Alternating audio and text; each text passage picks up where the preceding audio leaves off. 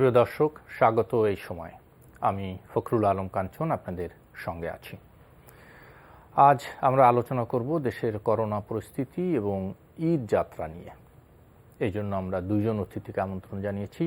আমাদের সঙ্গে আলোচনা করতে স্টুডিওতে উপস্থিত আছেন জাতীয় প্রেস ক্লাবের সাধারণ সম্পাদক জনাব ইলিয়াস খান, আছেন ঢাকা সাংবাদিক ইউনিয়নের সাবেক সভাপতি জনাব আবু জাফর সূর্য। আপনাদের দুজনকে স্বাগত জানাচ্ছি। ধন্যবাদ। আমি জনাব ইলিয়াস খান আপনাকে দিয়ে শুরু করি। যেহেতু আপনি জানেন যে গত বেশ কিছুদিন যাবতীয় দেশে করোনা সংক্রমণ একসময় ঊর্ধ্বগতি ছিল, ভয়াবহ আকার ছিল। আমরা এখন নানা বিধিনিষেধের কারণে সীমিত আকারে হলেও লকডাউন কিছুটা কার্যকর হওয়ায় পরিস্থিতি এক ধরনের সংক্রমণ নিম্ন দিকে। এমনি একটি পরিস্থিতিতে আমরা দেখলাম যে আমাদের রমজানের শেষে আর সামনে ঈদ, এমনি ঈদ যাত্রায় মানুষ সরকারের সমস্ত বিধি নিষেধ, করোনা সংক্রমণ ভয় সব কিছু উপেক্ষা করে মানুষ যাচ্ছে গ্রামের বাড়িতে। কি বলবেন? আসলে আপনাকে ধন্যবাদ। এই অনুষ্ঠান যারা দেখছেন, আমার সহ আলোচক বন্ধু জনাব আবু জাফর সূর্য, আসলে এই যে লকডাউনটা আমাদের দিয়েছে, ও লকডাউনের কোনো সমন্বয় নেই আমার কাছে মনে হয়েছে। সবচেয়ে বড় সমস্যা যেটা আমাদের এই ছোট্ট ভূখণ্ড, আমি যদি একটু ফিগার দিই, পৃথিবীর 1000 ভাগের 1 ভাগ আমাদের এই ভূখণ্ডটি, আর পৃথিবীর 1000 ভাগের 27 ভাগ মানুষ এখানে বাস করে। পৃথিবীর আমরা সবাই জানি ঘনবসতিপূর্ণ দেশ। আপনারা কালকে ফলো করেছেন কাকতালীয় ভবনের 3 জনের বাড়ি দক্ষিণ অঞ্চলে, ফেরিতে নিয়ন্ত্রণ করতে হবে, বলা হয়েছে যে ফেরি চলতে পারবে না, কিন্তু জনগণ উঠে এমন প্রেসার সৃষ্টি করেছে যে ফেরি ছাড়তে বাধ্য হয়েছে। তারপরে ধরেন বিজেপি দিয়েছে, বিজেপি কিন্তু নিয়ন্ত্রণ করতে পারছে। এটার সাইকোলজি দিক আছে। অনেকে বলেন যে একটিবার ঈদ না করলে কি হয়, বাসায় থাকতো। এই যারা যাচ্ছেন মধ্যবিত্ত, নিম্নবিত্ত, শ্রমিক শ্রেণীর মানুষ অনেকে যাচ্ছেন। এর কারণ হচ্ছে তারা পুরো বছর অপেক্ষা করে। তারা ঢাকায় কোথাও হয়তো একা থাকেন, মেসে থাকেন, কোনোভাবে দিন কাটে। তাদের বিনোদন বলতে কিন্তু কিছু নেই। তারা অফিসে যায় সকাল, বিশেষ করে গার্মেন্টসে যায় চাকরি করে, সকালে যায় রাতে ফেরেন। তাদের কিন্তু 40 লক্ষ লোক আছে গার্মেন্টসে শুধুমাত্র শহরে। তাদের কিন্তু অন্য কোনো জগতার নাই, এবং তাদের সন্তান সন্ততি অপেক্ষা করে বাড়িতে, বাবা ঈদে আসবে, ভাই ঈদে আসবে, আমার ছেলে ঈদে আসবে, হাজবেন্ড ঈদে আসবেন। সুতরাং আমরা অনেকে খুব নিয়ে বলে তুচ্ছ তাচ্ছিল্য করে যে একটা বছর ঈদ না করলে কি হয়। এটা আমার মেন্টাল মেকআপ। আর ওনার ওই যে যারা বাড়ি যাচ্ছে যুদ্ধ করে, নিশ্চয়ই জীবনের ঝুঁকি কেউ নিত না যদি খুব প্রবল ইচ্ছা না থাকতো। না, কিন্তু ইলিয়াস খান, যে অবস্থাটা তৈরি হলো, আমরা যে দৃশ্য দেখলাম, যেভাবে তারা গেল জীবনের মায়া ত্যাগ করে একেবারে পল্টুনে ঝুলে, এবং কি আমরা দেখলাম পদ্মা নদীতে সেই ইঞ্জিন চালিত ট্রলারে, তারপরে এই সিএনজিতে, খোলা বা কি বলে পিকআপে এভাবে যাচ্ছে। শুনুন, মানুষের আবেগটা কোথায়, আমি একটু ছোট্ট উদাহরণ দিই। আপনারা নিশ্চয়ই জানেন, মুক্তিযুদ্ধের সময় অনেক মুক্তিযোদ্ধা ছিলেন, তারা হয়তো বাড়ির কাজ দিয়ে যাচ্ছেন, বলছে যে মায়ের সাথে একটু দেখা করে যাই। সেখানে গিয়ে কিন্তু ফাঁদে পড়েছে, তারা জীবন হারিয়েছে। রাজাকার বা অন্য যারা, তারা বলেছে যে অমুকে বাড়ি আসছে, খবর পেয়েছে। তা মানুষের আবেগ আসলে নিয়ন্ত্রণ করার কোনো সুযোগ নেই। নিশ্চয় কোনো কোনো ক্ষেত্রে এমন মনে হয় যে নিয়ন্ত্রণ করা উচিত, কিন্তু আমি একটু যাই, একটু আবার আবু জাফর সূর্যের কাছে একটু যাই, শুনে আসি। জনাব আবু জাফর সূর্য, এই যে পরিস্থিতিটা হলো, এখন দুটো কথা আছে, দুটো মত আছে বলতে পারি আমরা। কেউ কেউ বলছে যে লকডাউন এবং বিধিনিষেধটা আরও কঠোরভাবে করা উচিত ছিল, তাহলে এরকম অবস্থা হতো না। বিশেষ করে পরিবহনের ব্যবস্থার কথা, যে ইন্টারসিটি পরিবহনটা বন্ধ রেখেছে, কিন্তু হ্যাঁ, এই ব্যাপারে আপনি একটু বলেন যে তারা যদি পরিবহন যদি চালুই করলো, তাহলে আবার মানে লকডাউন কেন, আবার বিধিনিষেধ কেন, আবার যেটা করলো আন্তঃজেলা আবার বন্ধ রাখলো, যার জন্য এখন মানুষ বাইকে করে, সিএনজিতে করে, মানে সেই মুরগির খাঁচায় করে, সবজির ট্রাকে করে মানুষ যায়। আগে একটা পরিবহন উঠে বাড়ি চলে যেত, এখন 5-6টা পরিবহন উঠে বাড়ি যাচ্ছে। আর বেশি সংকট সৃষ্টি হয়েছে। কিন্তু ধন্যবাদ কাঞ্চন ভাই, ধন্যবাদ ইলিয়াস খান, জাতীয় প্রেস ক্লাবের সাধারণ সম্পাদক, আমাদের আস্থার জায়গাটা। ইলিয়াস খান, আপনি যে প্রসঙ্গটা বলেছেন এর মধ্যে ইলিয়াস খান আলোচনা করেছেন, আপনিও কিছু বলেছেন প্রাসঙ্গিক ক্রমে। আমার একটু একটু ভিন্ন মতের মধ্যে আছে। জি। আমরা আসলে করোনাটার যে আমাদের যে ক্ষতিটা হচ্ছে এবং করোনাটা যে কতটা ক্ষতি করতে পারে জাতিকে, এইটা আসলে জাতিকে রাষ্ট্রযন্ত্র এটা বোঝাতে ব্যর্থ হয়েছে। কেন বলছেন আপনি? আপনাকে যত রকমের প্রচার আমি- প্রপাগান্ডা প্রচার- চলছে, আপনি প্রচারটা- বলা হচ্ছে যে ভাই প্রচারটা আপনারা কে ঘরে করছে? থাকেন, আপনি হাত স্যানিটাইজ করেন, আপনি ঈদ মার্কেটে যায়েন না, আপনি ঘরে থাকেন, তারপরে তো আপনি আপনি যাচ্ছেন। জনগণের সাথে সম্পৃক্ত কাদেরকে যুক্ত করেছেন এই কাজটায়? আপনি পুলিশের দ্বারা যদি বলাতে চান বা বিডিআর দ্বারা যদি বলাতে চান, মানে কার দ্বারা বলাচ্ছেন? গণমাধ্যমে বলবার চেষ্টা করছে। সকল দায় কি গণমাধ্যমের? না, আমরা তিনজনই গণমাধ্যমে আমরা মাস্ক ব্যবহার করবার জন্য, হাত ধোয়ার জন্য, স্যানিটাইজ করবার জন্য এগুলো বলছি, কিন্তু জনগণের সাথে আরও প্রাসঙ্গিকভাবে যে যুক্ত থাকে স্থানীয় সরকার, এনজিও, আইএনজিও, যে মানুষগুলো, যে সমাজ শক্তিগুলো রয়েছে, তাদেরকে আপনি কোনো কাজে লাগাচ্ছেন? আপনি যদি বিজেপি দিয়েছেন মানে ফেরিঘাটে, কিন্তু এর আগে ওই ফেরিঘাট পর্যন্ত যাওয়ার জন্য ওই 40 কিলোমিটার রাস্তার মধ্যে আপনি কি অন্য প্রচারের কাজটা কি কোথাও করেছেন? না, যে সেটা আপনারা হয়তো ওখানে ঠিক যাচ্ছেন কোথায়? এই মুহূর্তে হয়তো করেনি, কিন্তু আমরা কিন্তু দেখেছি বিভিন্ন সময় প্রধানমন্ত্রী গতকাল কোন বলেছেন যুদ্ধে শোনেন যে আপনারা একদিন ঘরে থাকেন, এই জীবনের ঝুঁকি নিয়ে পরিবারকে জীবনে ঝুঁকির মধ্যে ফেলবেন না। কাঞ্চন ভাই, বলা তো হচ্ছে। কাঞ্চন ভাই, এটা একটা মহাযুদ্ধ। যুদ্ধে কিন্তু আগে বলেছে আর আজকে থেমে থাকলাম তা হয় না। যুদ্ধের জন্য প্রতিক্ষণ অতন্ত্রভাবে আপনাকে কিন্তু মুখিয়ে থাকতে হয়, সজাগ থাকতে হয়। এটার জন্য কোনো ছাড়ের কিছু নাই। একটু ঢিলাঢালা দেওয়ার কারণে দেখেন 23-24% পর্যন্ত সংক্রমণ বেড়ে গেছে, একটু ঢিলাঢালার কারণে। মানে যুদ্ধে আপনি যখন প্রস্তুতি নেবেন, লড়াইয়ের জন্য আপনার সব সময় সজাগ থাকতে হবে। আপনাকে আমি যেটা বলি, আপনারা এখানে নিশ্চয়ই বলবেন, এবং ইলিয়াস খানও বলছিল যে আপনি ভেঙে ভেঙে বরঞ্চ যে দূরপাল্লার যে বাস বন্ধ করলেন, আচ্ছা দূরপাল্লার বাসে যদি আপনি যদি বাসটা খুলেই দিতেন এবং ওই কথাই যদি বলা হতো যে প্রত্যেক সিটে একজন, দুজন না একজন বসবেন, এবং ওইটা তদারকি করতেন, বরঞ্চ এই সাধারণ মানুষের টাকাটা কম খরচ হতো। এবং 5টা-6টা গাড়ি ভেঙে ভেঙে যখন যাচ্ছে, সে কিন্তু 5 জনের সাথে তার কিন্তু কন্ট্যাক্ট হলো পথে, 5 জন মানুষ বেশি, এবং এই একজনের সাথে এখন 5 জনের সাথে কন্ট্যাক্ট হলো। তাহলে এখন হচ্ছে যে এই এক টুকরো টুকরো চাল ডাল মিলে যেরকম খিচুড়ি হয়, এটা হচ্ছে খিচুড়ি লকডাউনের ব্যবস্থা হয়েছে।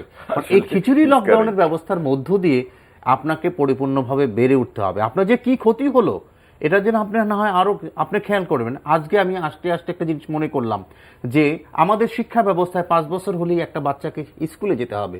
এখন এই যে 2 বছর চলে গেল, একটা বাচ্চা ক্লাস 1-এ পড়বে 7 বছরের সময়, আপনাকে কিন্তু মনে রাখতে হবে। তাহলে আমরা যদি এই ব্যবস্থাটা নিয়ন্ত্রণ করতে পারতাম, এই 2 বছর জাতির কাছে যে লক্ষ লক্ষ কম করে হলো, যদি প্রতি বছরে অন্তত 20 লক্ষ শিশু প্রথম স্কুলে ঢোকে, তাহলে 40 লক্ষ জমে গেল একসাথে। তাহলে আমার 17 কোটি মানুষের কত পার্সেন্টেজ সে শিক্ষা থেকে, তাহলে এই বাচ্চারা যদি একটু বড় হয়ে যায়, অনেক সময় দেখা গেছে আর স্কুলে যেতে চাই না, অথবা আমাদের এই গ্রামের সেই কষ্টে যারা আর্থিকভাবে কষ্টে আছে সেই মানুষগুলো দেখবে বাচ্চা বড় হয়ে গেছে আর পড়ায় লাভ কি, ঝরে যাওয়ার জায়গাটাও কিন্তু বেশি হবে। আর আমরা কিন্তু এখনো আপনার গ্রামে দেখেন, আপনার ইউনিয়ন পরিষদের মেম্বার মানে সদস্য, চেয়ারম্যান, কিংবা পৌর কাউন্সিলর মানে সিটি কর্পোরেশনের কাউন্সিলর, কতজন রাস্তায়, কতজন তাদেরকে কাজের ব্যবস্থা মানে যুক্ততা করতে পারলেন করোনার সময়? আপনি কিন্তু পারেন নাই। শুধু পুলিশ দিয়ে, শুধু আর্মি দিয়ে, শুধু বিজেপি দিয়ে আপনি এই 17 কোটি মানুষের, আমরা মনে করি কিছু কিছু ক্ষেত্রে মানুষ অনগ্রসর আছে, আবেগ তো আছেই। এই বাঙালি কিন্তু আবেগে ভরপুর, যে কোনো বিষয়ে লড়াই সংগ্রাম করতে পারে, ভালোবাসায়, স্নেহ, মমতায়ও কিন্তু আবেগে পূর্ণ, কিন্তু তার মধ্য দিয়েও আমরা কিন্তু এটা রক্ষা করছি না। আর এই যে ফেরির কথা বললো, ফেরিতে ওই ফেরি পর্যন্ত যেতে আপনার সাহায্য কে করলো? আপনি যে সেইটার জন্য কি আপনার পথে খালি ওখানে গিয়ে আপনি বলবেন ঝরে গেছে? কিন্তু আমরা ঈদের রাস্তায় কিন্তু আমরা দেখছি যে পুলিশ প্রত্যেকটা বাস, এই সিএনজি এবং মানে ট্রাক বিভিন্নভাবে কিন্তু তল্লাশি করছে, নিষেধ করছে, বাধাও দিচ্ছে। কোনো সময় একটা শক্ত কথা বলি আপনার কথার মধ্যেই, লোহজংয়ে কারফিউ, মানে একটা উপজেলায় কারফিউ, আর দরকার না সারা বাংলাদেশে কারফিউ। আরিচাঘাট যেখানে পড়ছে একটা উপজেলায় কারফিউ দরকার নাই, একটা উপজেলায় কারফিউ 44 ধারা জারি করে দেন। ফেরিঘাট তো আগের দিন রাতে ঘোষণা দিয়ে আমার বিরতি নিতে হবে। আগের দিন রাতে ঘোষণা দেওয়া হলো যে কাল ভোর থেকে কোনো ফেরি চলবে না এক্সেপ্ট দেন ইমার্জেন্সি লাশবাহী রাতে গাড়ি চলবে। এবং রাতে ট্রাক, কিন্তু তারপরও শত শত হাজার হাজার মানুষ গিয়ে এমন চাপ সৃষ্টি করলো যে ফেরি ছাড়তে বাধ্য হল। জনাব ইলিয়াস খান, শুনতে চাই আপনার কাছে। না, এই যে ধরুন আমরা ফেরিতে অনেক লোক দেখলাম, এই জন্য ফেরিটা বন্ধ করে দিয়েছে, কিন্তু এই যে উত্তরবঙ্গে গাড়ি যাচ্ছে বা দক্ষিণবঙ্গে গাড়ি যাচ্ছে, এই চিটাগাং ওদিক গাড়ি, সেটা কি বন্ধ হচ্ছে? না, বন্ধ কিন্তু করার চেষ্টা করেছে। যেরকম আমার তো বাস্তবতা বুঝতে হবে যে এই দেশের মানুষ কেমন, আমি সেই অনুযায়ী ব্যবস্থা নিব। নাম্বার 2, এই যে ফেরির কথা আমি বলি, বিশেষ করে দক্ষিণাঞ্চলের কয়েকটি জেলার মানুষ লঞ্চে যাতায়াত করে, সেখানে প্রতিটা লঞ্চ যদি ডাবল ট্রিপ দিত বা অনেক লঞ্চ বসেও থাকে, ঈদের সঙ্গে লঞ্চ চালানো হয়, যদি অনেকগুলো লঞ্চ থাকতো, আমার মনে হয় এই যে জটগুলো হয়েছে এত এত এত জট কিন্তু হতো না। লঞ্চ চলে আপনার সুবিধা হইতো না, আমার না, আমি বলছি বিশেষ করে দক্ষিণাঞ্চলে যারা যাচ্ছে, এই লঞ্চ চললে কিন্তু এত অসুবিধা হতো না। যেখানে বলা হচ্ছে আপনি তো উল্টো, মানে লঞ্চ ট্রেন বন্ধ রাখা হয়েছে, সীমিত আকারে বাস মিনিবাস চলছে, এটা নিয়ে সমালোচনা হচ্ছে। এখন আপনি এর মধ্যে লঞ্চ চালানোর কথা বলেন, যেহেতু চলছে, এই যে লঞ্চ ট্রেন চললে এগুলো এত ভিড় হতো না, আমি কারেক্ট? হ্যাঁ, এটা কিন্তু ভুল হয়েছে। এদেশের মানুষের মেন্টাল মেকআপ বুঝতে হবে। ঢাকা শহরে যে লোক থাকে, ইউরোপের 8-10টা লোক নেই ঢাকা শহরে যে লোক থাকে। আপনি ধরেন স্ক্যান্ডিনেভিয়ান কান্ট্রি থেকে শুরু করে ধরুন ঢাকা এবং আশেপাশে এলাকায় বলা হয় 3.5 কোটি লোক থাকে, প্রায় 3.5 কোটি লোক। বেশি হইতে পারে। এর বিরাট অংশ বাইরে যাচ্ছে এবং আমি খুব দেখলাম, আমি খুব মানে মর্মবেদনাও ছিল। একটা ছোট্ট একটা বাচ্চা, 1.5 বছর বা 2 বছর হবে, তার মা যে কি সংগ্রাম করে ফেরিতে রাতে যখন সংবাদ দেখছি, আমি তো এখন আমরা বাড়ি না হয় গিয়েছি, আমরা খুব আতঙ্ক বোধ করছি যে ইন্ডিয়ান ভ্যারিয়েন্ট অলরেডি বাংলাদেশে দেখা গেছে। সবচেয়ে আতঙ্কের বিষয় হচ্ছে আমরা যাই বলি মাস্ক পরে না গ্রামের লোক, গ্রামে কিন্তু খুব বেশি আক্রমণ ছিল না। আপনি দেখুন, আমরা যে বলি যে 68,000 গ্রাম, একজন করে মারা গেলেও কিছু 68,000 মানুষ মারা যায়, আসলে কিন্তু তা হয়নি, তাই না? গ্রামে আমি সম্প্রতি গিয়েছিলাম, এটা সাইন্টিফিক কিছু কারণও আছে। একেবারে যে আপনি বলবেন যে তাদের গোরামি, না, তাদের সাইন্টিফিক কারণও আছে। আপনি এটা সময় নাই, আমরা আলোচনা করতে পারছিলাম, যেটা হলো বোম্বের বস্তির উপর ব্রিটিশ একটা মানে পর্যবেক্ষক দল, তার বিশেষজ্ঞ দল, তারা সার্ভে করেছে যে বোম্বের বস্তিতে কেন মানে করোনা নাই। তারা 22টা না 23টা তারা জিনিসটা দেখেছে এবং তার মধ্যে দেখেছে যে 2-3টা কারণ রয়েছে। একটা হলো তারা রোদ্রে মানে পুড়ছে, বৃষ্টিতে ভিজছে, তারপরে খেটে খাচ্ছে, মাটির সাথে তাদের সংযোগ আছে, হ্যাঁ, যার কারণে এই সমস্ত করোনা। ঢাকায় তো আমরা খুব গরিব বা রিক্সাওয়ালা বা দিনমজুর আক্রান্ত হচ্ছে আমরা কিন্তু কম, যদি আমি জানি এটা সায়েন্টিফিক কথা কিনা। আমি আরেকটা টক সাথে একজন স্বাস্থ্য বিশেষজ্ঞ তিনি বলেছেন যে এটি আসলে সায়েন্টিফিক না। তো যে কথা আমি বলতেছিলাম, এই রোগটা এখন গ্রামে ছড়িয়ে পড়ে কিনা আমি সেই আতঙ্কে আছি, কারণ অনেক মানুষ গিয়েছেন তারা। এবং আরেকটি বিষয়, আজকে বোধহয় পত্রিকায় দেখেছেন, ভারতে একটি ব্ল্যাক ভাইরাস ধরা পড়েছে, মানুষ অন্ধ হয়ে যাচ্ছে। খুব অ্যালার্মিং, কারণ আমাদের 4000 কিলোমিটার আছে ভারতের সাথে সীমান্ত আমাদের, এবং সীমান্ত তো বন্ধ করেছে, তারপরও মানুষ আসছে। আমরা দেখতে পাচ্ছি, আমরা দেখেছি যে ব্রাহ্মণবাড়িয়া কসবার একটা হাটে ওই ইন্ডিয়ান গরু নিয়ে তাদের ব্যাপারীরা এসে এখানে বাজার করছে। শুনে একটু সময় নাই, আজকে একদমই সংক্ষিপ্ত সময়ের আলোচনা। জনাব আবু জাফর সূর্য, কি হতে পারত? না, কি হতে পারতো ব্যাপারটা সমালোচনা এখন করছি অনেক, কিন্তু কি হতে পারতো সেটা হচ্ছে যে আমি এর আগের বার যখন আমাকে বলবার সুযোগ দিয়েছিলেন, সেই সময় বলেছি যে মানুষকে আরো বেশি এই করোনা ঝুঁকি নিয়ে বোঝানোর দরকার ছিল। শুধু গণমাধ্যমের জায়গা নেই, আপনার রাষ্ট্রের কাছে, রাষ্ট্রের যন্ত্রের কাছে, আর যা তার কাছে ছিল, যে ক্ষেত্রকে ব্যবহার করতে পারতো, আমার কাছে মনে হচ্ছে সেই ক্ষেত্রটা রাষ্ট্র ব্যবহার করতে পারে নাই। আর যার প্রেক্ষিতে এই যে মানুষ গ্রামে যাচ্ছে, কিংবা গ্রামে থেকে আপনি ওই যে বললেন যে ভারতের বর্ডারের যে হাট কসবায়, সেখানে ইন্ডিয়ান লোক আসতেছে, কিংবা যতগুলো ট্রাক বেনাপোলে ঢুকতেছে, ভোমরা বন্দরে ঢুকতেছে, ইন্ডিয়ান ড্রাইভারগুলো তারা যে তারা তো কোনো সুরক্ষা কোনো বিধি তারা মানছে না। এগুলো আমাদের তদারকি করবার যে জায়গা ছিল সেটা আমরা আরো শক্ত হাতে করতে পারতাম। এর আগে যেবার আমি বলতে চেষ্টা করেছিলাম আপনার কাছে, সেটা বললাম যে যেখানে আপনার ফেরিঘাটটা আছে সেই উপজেলাকে আমরা লকডাউন করতাম, 100% লকডাউন করতাম। যেখানে আপনার যে যমুনা সেতুর, বঙ্গবন্ধু সেতুর যেটা, সেখানে লকডাউন, এপার ওপারটা লকডাউন করতাম। সেইটা সারা বাংলাদেশে এরকম দরকার নাই, ওই জায়গাটায় যদি আমরা বন্ধ করতে পারতাম, কিংবা আপনি যদি আমরা দক্ষিণবঙ্গের যে 21টা জেলা বা 19টা জেলার মানুষকে ফেরিতে যাতায়াত করতে দেখছি, কিন্তু অন্য অন্য জেলার ধরেন আপনি ময়মনসিংহ যাবে, এখান থেকে গাজীপুর যাওয়ার পরে গাড়ি ভেঙে দিয়ে ও লোকাল বাসে আবার চলে যাবে, তাদের কিন্তু আর কোনো মোটরসাইকেলে যাচ্ছে। আমরা এমন যেতে হচ্ছে না যে যমুনা সেতু, আমি একটু যাই ইলিয়াস খানের কাছে, যে যমুনা সেতু পারাপার যেহেতু বন্ধ রেখেছে, মোটরসাইকেলে এই পার থেকে ওপার, এই পার থেকে ওপার যাচ্ছে, এইভাবে যাচ্ছে। আচ্ছা, আরেকটা জিনিস আজকে পত্রিকায় এসছে, সেটা হলো যে একটা হলো ঈদ যাত্রায় এই সংক্রমণের ভয় তো আছেই, আরেকটি হলো সেটা ব্যয়। আমি যেই এখান থেকে হয়তো আমি বরিশালে যেতাম আগে, মানে 200 টাকা খরচ করে বা 300 টাকা খরচ করে, 300 টাকা খরচ করে, এখন কিন্তু এর কারণে ব্যয় 1-2 গুণ না শুধু। যেমন আমি একটা ঝুঁকি, জীবনের ঝুঁকি, ব্যয়। আমার এক আত্মীয়, তিনি লঞ্চে গেলে 200-250 টাকা বাড়ি যেতেন। তিনি একটি মাইক্রোবাস তারা কয়েকজন মিলে রিজার্ভ করে বাড়ি গিয়ে 1400 টাকা ভাড়া। আরেকটি কথা এসছে, এবং আপনি শুনলে খুব মানে আমাদের সবারই খারাপ লাগবে যে বিশেষ করে যারা সীমিত আয়ের মানুষ, এদের তো ম্যাক্সিমাম বেতন বাড়ি যেতে আর আসতেই চলে যাবে, আসার সময় কিন্তু এই ধরনের বিশেষ সৃষ্টি হবে। তো আমি আরেকটা এই সুযোগে একটা দাবি জানাতে চাই, আসার সময় যে দূরপাল্লার বাস টাস বন্ধ বা লঞ্চ বন্ধ, এগুলো ছেড়ে দিতে হবে। আমাদের দেশের যে বাস্তবতা, ইমিউনিটি গ্রো করা ছাড়া এই দেশের মানুষ আপনি কন্ট্রোল করতে পারবেন না। যেমন ধরুন যে ফেরিঘাটের কথা বারবার আসছে, সেখানে দমন আপনি দেখছেন নিশ্চয়ই খবরে, সবাই এগুলো কন্ট্রোল করে কেউ করতে পারবে না।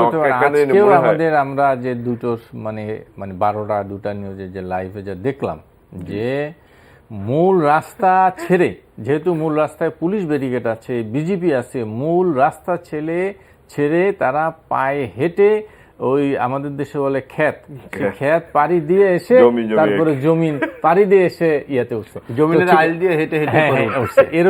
এরকম ছবি ফুটেজ আমাদের মানে এসছে। আমি শুধু একটা কথাই বলতে চাই, জাস্ট আমার বন্ধু শেষ করে উনি, মানুষকে সচেতন হতে হবে, নিজের জীবন, নিজের পরিবার। আমার এই যে দৃশ্য,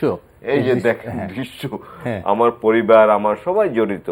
তা আমি বলতে চাই যে মানুষ সচেতন হোক, তারা অন্তত একটা মাস্ক পরুক এবং হাত ধোয়ার ব্যবস্থাটা রাখে, যতটুকু সম্ভব দূরত্ব মেনটেন করুক। আমাদের কিন্তু এটি সবচেয়ে জরুরি বিষয়, কারণ আমরা ভারতের যে অবস্থা হয়েছে, শ্মশানেও জায়গা নেই মানুষ পড়ানোর। বাংলাদেশে যদি খোদা না করুন এই অবস্থা হয়, আমরা তো মাঝে মাঝে সংকটের কথা শুনি যে হাসপাতাল উধাও হয়ে যায়, নানা কিছু হচ্ছে, এখানে ওষুধ কিনতে দুর্নীতি করতে, মাস্ক কিনতে দুর্নীতি হচ্ছে এই করোনার মধ্যেও। আমাদের এরকম সিভিয়ার অবস্থা হলে আমরা কিন্তু আমাদের নানা লিমিটেশন আছে, আমাদের সীমাবদ্ধতা অনেক। আমি শুনতে চাই জনাব আবু জাফর সুজা আপনার কাছ থেকে শেষ কথা। সেটা হচ্ছে যে ভারতের যে অবস্থার কথা বললো, সেটা হলো যে ভারতে এখন মৃত্যুর জন্য লাশকে অপেক্ষা করতে হয় যে আমাকে কখন সৎকার করবে। লাশের জন্য 2 দিন 3 দিন অপেক্ষা করতে হচ্ছে, লাশ শ্মশানে যাবে বা কবরস্থানে যাবে। তা আমাদের যে এখানে যে পরিমাণ ঘনবসতি, যে আপনি নিজে বলছিলেন বোম্বের যে বস্তির কথা, আমাদের যে করাইল বস্তি বা ভাসানটেক বস্তি, অন্য যে বস্তি আছে, সেই বস্তিতে এভাবেই যদি ছড়িয়ে পড়ে, তাহলে আমাদের মানে এই ব্যবস্থাটা কে করবে? কারো তো কোনো ব্যবস্থা নাই। আপনি একবার গ্রামে গেলাম, একবার গ্রাম থেকে ফেরত আসলাম, এইটাই কিন্তু আমার জীবন না। এরপরও আমার জীবন আছে। আমি যে মায়ের জন্য গ্রামে গেলাম, যে বাবার জন্য গ্রামে গেলাম, সেই সুস্থ বাবাকে আমি যদি করোনা জীবাণু দিয়ে আসি, মানে অর্থটা হচ্ছে এর পরে হয়তো বাবাকে আর পরের বার আর কোনোদিন আসলে এই ঈদে কিন্তু উপলক্ষে তাকে আনন্দ উৎসবে পাবো না। তা আমাদের এখনো যারা ঢাকাতে আছেন, আমি তাদেরকে আহ্বান রাখতে চাই, আমার অবস্থান থেকে অন্ততপক্ষে 1টা বছর অপেক্ষা করে দেখি না, যে কোনো না কোনোভাবে পরের বছর অপেক্ষা করব। না হয় সৃষ্টিকর্তার কাছেই আমরা এই প্রার্থনা করব যে আগামী বছর যেন আমি এই ঈদ উৎসবটা আমার মায়ের সাথে, আমার ভাইয়ের সাথে, আমার সে বাবার সাথে যেন করতে পারি। এটার জন্যই আমাদেরকে নিয়ন্ত্রিত হওয়া উচিত। জি জনাব ইলিয়াস খান, একবারে ওই কথাই যে আমাদের সচেতন হতে হবে। সচেতন হওয়া ছাড়া কেউ আমাদের কন্ট্রোল করতে পারবে না, এটা খুব দরকার। বরং এবারে ঈদে আমাদের সবাই হোক সচেতনতামূলক ঈদ, আমরা সচেতন হই। গ্রামগঞ্জে শহর থেকে যে মানুষ গিয়েছে তারাও তো একটু আলোকিত, আমি বলতে চাই, তারাও মানুষজনকে বুঝাক। অনেক শিক্ষিত লোক আছে যে বাবা মার সাথে ঈদ করতে চাই। এটা আমাদের প্রাচ্য সংস্কৃতি, এটাই হচ্ছে বিউটি। যেমন আমরা ফিল করি যে আমি বাবা মার সাথে ঈদ করবো, আমাদের কিন্তু ওয়েস্টার্ন ওয়ার্ল্ডে কিন্তু এটা না ফিল করবে না, না। এটা আমাদের শত বছরের ঐতিহ্য, আমাদের এই সৌন্দর্যটা যাতে আরো অটুট থাকে, আমার বাবা মাকে, আমার স্ত্রীকে, আমার সন্তানদের সেফ রাখার জন্য উনি যেটা বলেছেন যে অন্তত এবার আমরা চিন্তা করি, এখনো যারা ঢাকা আছে, আমি আজকে বোধহয় মানুষের স্রোত, আমি জানি না, হ্যাঁ এখন আমাদের সুরক্ষার জন্যই আমাদেরকে যে যেখানে আছে সেখানে থাকা উচিত। আর যে বলা হচ্ছে যে মন্ত্রীরা বলেছেন ও সরকারি কর্মকর্তা বলেছেন, তাদের কথা কতটুকু মানুষ। জনাব আবু জাফর সুজি, একেবারে শেষ কথা আপনি আহ্বান জানিয়েছেন। শেষ কথাটা হচ্ছে এই যে আমাদের সচেতন হতে হবে, নিশ্চয়ই। এবং সচেতন যদি না হয়, তাহলে জাতিগতভাবেই আমরা যে অর্থনৈতিকভাবে যে বিপর্যস্ত হয়ে পড়েছি, হাজার হাজার লক্ষ লক্ষ মানুষ কিন্তু ঢাকা ছেড়েছে অভাব অনটনে, কাজ হারিয়ে।